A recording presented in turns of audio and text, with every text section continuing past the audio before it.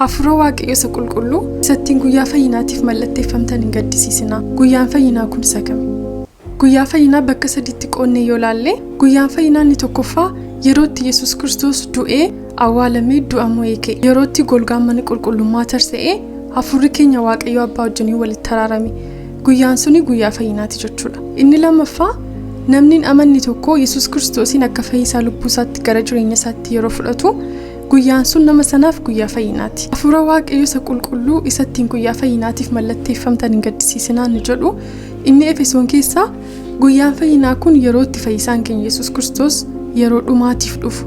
Nuunis geddaramnee isa simachuudhaaf duumessa keessa yeroo nuti ol butamnu guyyaatti fayyinni keenya xumuramu jechuudha.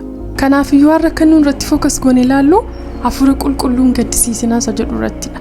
Hafuura qulqulluun eenyu? Hafuura qulqulluun Waaqa qofaatu hin taane bakka hundatti kan argamu yookiin omnipresent, waan hundaa kan danda'u yookiin omnipotent, hundumaa kan beeku omniscient. Hafuura qulqulluun humna qofaatu hin taane akka qaama yookiin personiiti.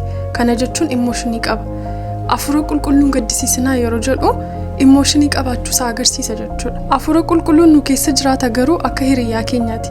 Yeroo ittiin mareennu nu dhaggeeffata, nu gorsaa akkasumas deebii nuuf kenna. Yeroo cubbutti kufnu immoo akka nuun deebinee hafuura waaqayyotti konneektii goonuu fi konviktii nu godha yookiin nu ceephaa jechuudha. Akkasumas hafuura ogummaati. Hafuura qulqulluu maaltu gaddisiisa?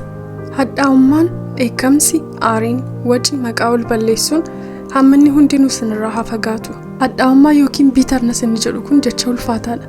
Hadhaa'ummaa jechuun yeroo nama sin jaallattaniif amantan tokko kan akka hiriyaa, maatii yookiin immoo fira keessan yeroo inni dabarsee sin kennuuf isin gaddisiisu waan sanarra darbuu dadhabdanii yeroo sin garaatti qabattanii teessanii kun hadhaa'ummaadha jechuudha.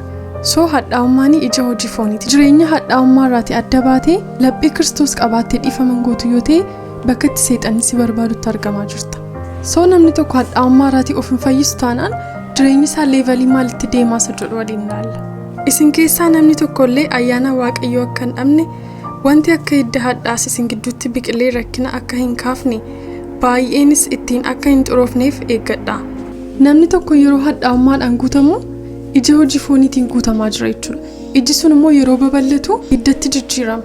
Hiddi kunis yeroo baay'ee babal'achaa deemu biraanchii baafachaa deema.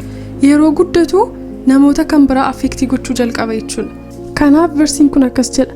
Isin gidduutti biqilee rakkina akka hin kaafne, baay'eenis ittiin akka hin xuroofneef of eeggadhaa.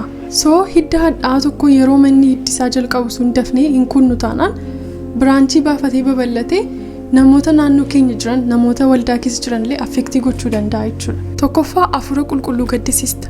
Inni lammaffaa waaqayyo irraa fagaachaa deemta. Rileeshiniin kee yookiin jireenya hafuuraa kee wiikii yookiin dadhabaa ta'aa deema jechuudha. Inni sadaffaan laphee kee jabeessaa.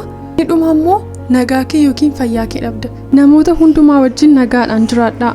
Isa malee namni tokkollee gooftichaan argu waan ta'eefis jireenya qulqullummaaf dhamaa. Kanaafiyyuu namoota wajjiniin nagaatti jiraachuuf jireenya qulqullummaatiif hin dhamaanu yoo ta'e hafuura qulqulluun utuma nu keessa jiru bilookii goona yookiin isaa arguu hin dandeenyu. Akkamittiin hadhaa'ummaa irraatii adda baana? Dhiisuu jechuun wanti sun akka haaphan hin goone itti irraanfachuutu hin taane, wanti sun irratti raawwatamuu isaa nu gaddisiisuu isaatu beeknu garuu waaqayyoof dhiisu. Sababni isaa waaqayyoo madaalliin isaa ikwaalii yookiin sirrii waan ta'eef.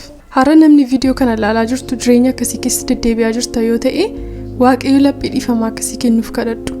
Foonii sitti cimuu danda'a miidhaa namni sun sirratti hojjete gaafa laaltu.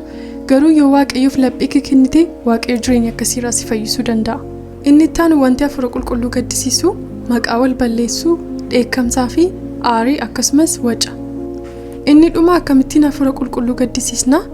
Cubbuu tokko hojjennee akka nuun irraa deebinee qalbii jijjiirannuuf yeroo hafuura qulqulluun keessa keenyatti nutti dubbatu ignore gochuu.